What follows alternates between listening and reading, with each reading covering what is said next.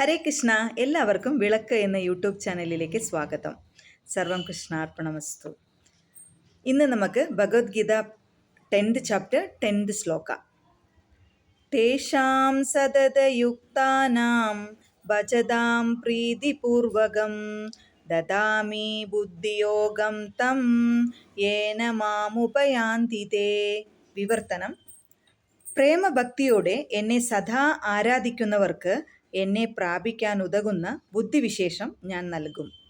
ബുദ്ധിയോഗം എന്ന വാക്ക് ഇവിടെ സാരഗർഭമാണ്. 2ാം അധ്യായത്തിൽ ഭഗവാൻ അർജുനനോട് താൻ പല വിഷയങ്ങളെക്കുറിച്ചും വിവരിച്ചു കഴിഞ്ഞുവെന്നും മേലിൽ ബുദ്ധിയോഗത്തിൻ്റെ പദ്ധതി പറഞ്ഞു തരാമെന്നും പ്രസ്താവിച്ചുവല്ലോ.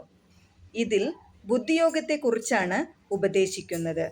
ബുദ്ധിയോഗമെന്നാൽ കൃഷ്ണാവബോധത്തോടെ ചെയ്യുന്ന പ്രവർത്തനമാണ്. അതായത് ബുദ്ധിയുടെ അത്യുത്കൃഷ്ടനില യോഗമെന്ന് സിദ്ധി വൈഭവമോ യോഗാത്മകമായ ഉയർച്ചയോ ആണ്. ഒരാൾ കൃഷ്ണസന്നിധിയിലേക്ക് അഥവാ സ്വഭവനത്തിലേക്ക് തിരിച്ചു പോകാൻ ഉദ്ദേശിച്ചുകൊണ്ട് കൃഷ്ണാവബോധമാർന്ന ഭക്തിപൂർവം ഭഗവത് സേവനത്തിൽ ഏർപ്പെടുന്നതാണ് ബുദ്ധിയോഗം.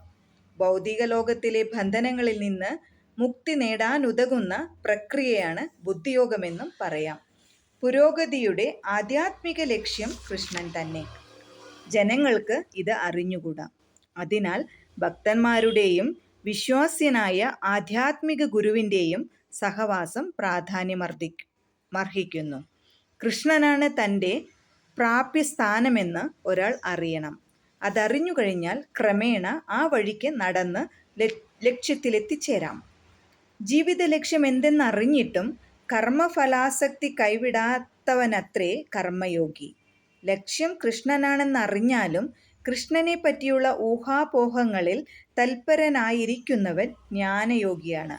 ലക്ഷ്യമറിഞ്ഞ് പൂർണ്ണമായ കൃഷ്ണാവബോധത്തോടെ ഭക്തി സേവനമനുഷ്ഠിക്കുന്നയാൾ ഭക്തിയോഗിയും. അതുതന്നെ ബുദ്ധിയോഗം അഥവാ പൂർണ്ണമായ യോഗം. അതാണ് ജീവിതത്തിൻ്റെ ഉന്നതമായ സമ്പൂർണാവസ്ഥ.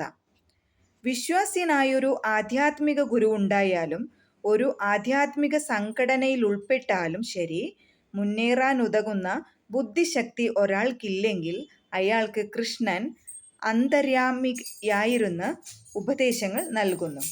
അങ്ങനെ ആ ഭക്തനും അവസാനത്തിൽ പ്രയാസം കൂടാതെ ഭഗവാനിൽ എത്തിച്ചേരാൻ ഇടവരുന്നു. നിരന്തരം കൃഷ്ണാവബോധത്തോടെ ജീവിക്കുകയും പ്രേമഭക്തിയോടെ കൃഷ്ണൻ്റെ സേവ ചെയ്യുകയുമാണ് ആവശ്യമായ യോഗ്യത. ഭക്തൻ കൃഷ്ണനു വേണ്ടി എന്തെങ്കിലും പ്രവൃത്തി ചെയ്യണം. അത് പ്രേമപൂർവമാവുകയും വേണം. ആത്മസാക്ഷാത്കാരത്തിൻ്റെ മാർഗത്തിൽ മുന്നോട്ടു പോകാൻ തക്ക ബുദ്ധിശക്തി ഇല്ലെങ്കിലും ഭക്തിപൂർവമായ ഭഗവത് സേവനത്തിൽ നിർവ്യാജ്യം ഏർപ്പെട്ടുകൊണ്ടിരുന്നാൽ അയാൾക്ക് പുരോഗതിക്കും ഭഗവത് സന്നിധി പോകുന്നതിനുമുള്ള അവസരം കൃഷ്ണൻ നൽകിക്കൊള്ളും. സർവം ശ്രീ രാധാകൃഷ്ണമസ്തു. ഈ ചാനൽ നിങ്ങൾ ആദ്യമായിട്ടാണ് കാണുന്നത് എങ്കിൽ ലൈക്ക് ചെയ്യാനും ഷെയർ ചെയ്യാനും മറക്കരുത്. Thank you so much. Have A nice day.